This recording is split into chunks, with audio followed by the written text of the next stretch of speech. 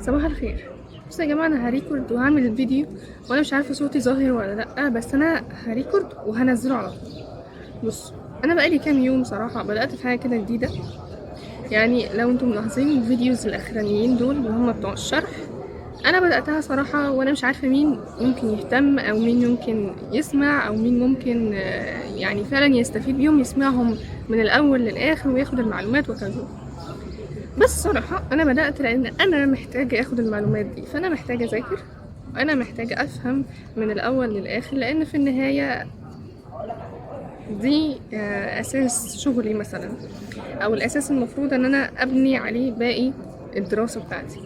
فأنا محتاجة المعلومات دي، فقلت طب ما ليه لأ أذاكر، وأنا بحب أن أنا أشرح لغيري فأفيد واستفيد، وكلنا نبقى يعني كويسين والدنيا تمشي يعني، ونفهم كل حاجة. لأن في حاجات يعني ممكن ما بتتشرحش، في حاجات ممكن ما تكونش بتعدي علينا كده، اللي هو انتوا عارفين كذا فاحنا نقول عارفين، فتعدي ونفهمهاش كويس. ف طب ليه لا ما نجرب ان احنا نفهم. فحاولت وحاولت صراحة، علشان انا فعلا زي ما بقول لكم انا عايزة اذاكر.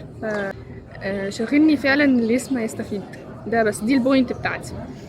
طيب ايه اللي انت عايز تقوليه من النهايه؟ يعني النهايه انه انا امبارح جات لي شويه افكار كده، اللي هو ياسمين انت بتعملي ايه، او انه ياسمين يعني احنا في اجازه او لسه يعني في اجازه، حتى انا لسه بدات اول يوم جامعه النهارده.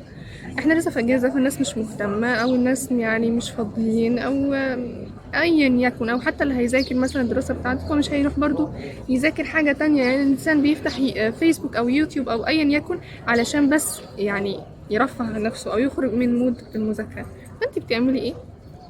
فبعدين قلت والله انا بعمل حاجه بحبها. والله انت بتحاولي، انا فعلا بحب.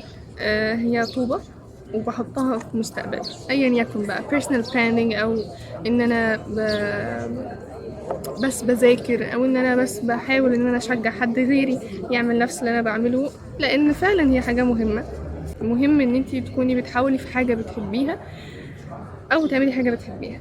الخلاصه انه صراحه انا يعني وصلت لنقطه مهمه جدا، وهي انه اعملي اللي انتي عايزاه واللي انتي شايفاه صح، طالما هي مش حرام ومش غلط وهي حاجه كويسه في النهايه.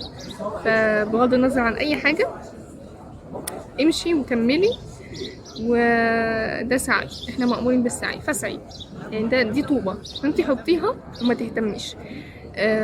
حد بقى يهتم وحد بقى يذاكر فعلا ويمشي على الخطى، يعني يا ريت عشان اخد ثواب، وعلشان احس انه في حد غيري بيستفيد وبس. فاللي انا عايزه اقوله في النهايه يعني انه اعمل اللي انت عايزه صراحه، وحاول على قد ما تقدر. كلها ابواب بتتفتح، كلها ابواب، وانت خبط على اي باب بيفيدك، ومش لازم تكون بتخبط على باب واحد، خبط على 50 باب في نفس الوقت عادي خالص. المهم ان انت تكون شايف فعلا انه دي حاجه مفيده انا هستفيد بيها بعدين، مش لازم دلوقتي. السلام عليكم.